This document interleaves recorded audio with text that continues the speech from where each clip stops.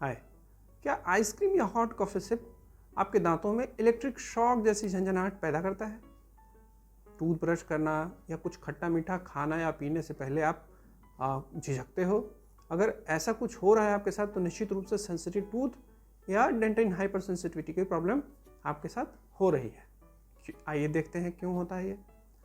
एक normal healthy tooth की बात कर लें, सबसे बाहर की जो प्रोटेक्टिव लेयर होती है वो इनामल होती है।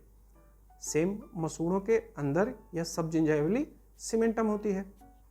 अब ड्यू टू सम रीजंस अगर बाहरी जो प्रोटेक्टिव लेयर इनामल डैमेज हो जाए, सो उसके जस्ट नीचे की लेयर डेंटिन होती है जो काफ़ी पोरस है। उसके अंतर्गत छोटे छोटे माइक्रोट्यूब्यूल्स होते हैं जो कि बाहरी सतह को अंदर दांत के नस के भाग से कनेक्ट करते हैं। उसके भीतर फ्लूइड मूवमेंट देखा जाता है। जब भी कुछ ठंडा गर्म ले या खट्टा मीठा कुछ ऐसी एक्टिविटी हो तो उस दौरान फ्लूइड मूवमेंट होती है और वो अपने संपर्क में आने वाली नस को एक्टिवेट करता है। नस को एक्टिवेट करने के बाद आपको बहुत तेज सिहरन या दर्द की समस्या अनुभूत होती है, राइट। अब ऐसा कब कब हो सकता है? सपोज दैट आपके दांतों में जो डेंटल केरीज है वो काफ़ी डीप हो, आई मीन डेंटिन तक उसका स्प्रेड हो, गम रिसेशन हो, मसूड़े आपके दांत के सतह को छोड़ के नीचे की तरफ या ऊपर के दांतों में ऊपर की तरफ शिफ्ट हो गए हैं, तो दांत में दुर्भाग्यवश किसी कारण से टूथ फ्रैक्चर हो रखा है, जो फ्रैक्चर लाइन आपके डेंटिन तक पहुंच रहा है, राइट। इसके अलावा दांत के ऊपरी सतह पे घिसाव हो, एट्रिजन हो, एसिड रिफ्लक्स के कारण इरोजन हो या इम्प्रॉपर ब्रशिंग टेक्निक के कारण दांत के और मसूड़े के जंक्शन के एरिया में थोड़ा कट लग जाता है, दैट इज सर्वाइकल एब्रेजन हो, राइट।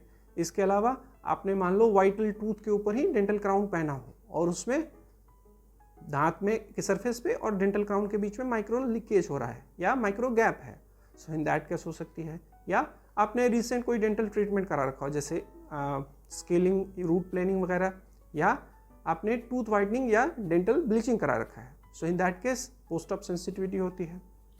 चलिए, ये तो खैर हो गई समस्याओं की बात। अब इसके सॉल्यूशन को देखते हैं। सॉल्यूशन क्या क्या हो सकता है? सपोज दैट हम बाहरी लेयर को रिपेयर करें, एक हो सकता है। सेकंड हो सकता है कि आप उसके अंदर जो सेंसिटिविटी है उसको थोड़ा सा शूद करें, आई मीन उसको थोड़ा शांत करें, राइट। इसके बाद हो सकता है जो ट्यूब्यूल को ब्लॉक कर दें कि मैसेज इधर से इधर जाए ही ना, राइट। या इसके अलावा दांत में कुछ ऐसा इलाज करें कि वो सेंसिटिविटी हमेशा के लिए खत्म हो। खैर, ये सारा एक इसको हम डिटेल देखते हैं। फर्स्ट है बाहरी लेयर रिपेयर। बाहरी लेयर रिपेयर, अगर डेंटल केरीज है तो आप टूथ फिलिंग वगैरह कराएंगे तो एक सील बन जाएगा। सेकंड है फ्लोराइड रिचार्जिंग। फ्लोराइड जेल्स वगैरह अगर इन डैमेज्ड इनामेल के ऊपर बार बार लगाया जाए तो उनसे आप रिलीफ देखने को मिलता है। या सिलिकेट बेस्ड कुछ टूथपेस्ट वगैरह मार्केट में अवेलेबल है जो आप फ्रीक्वेंट एप्लीकेशन करेंगे, आई मीन 1 से 2 महीने तक अगर उसको अप्लाई करें तो एक लेयर बाय लेयर ऊपर प्रोटेक्टिव लेयर बनता रहता है। चलिए, सेकंड है डेंटिन नम्बनेस, मतलब डेंटिन को एक काइंड ऑफ सुन कर देना।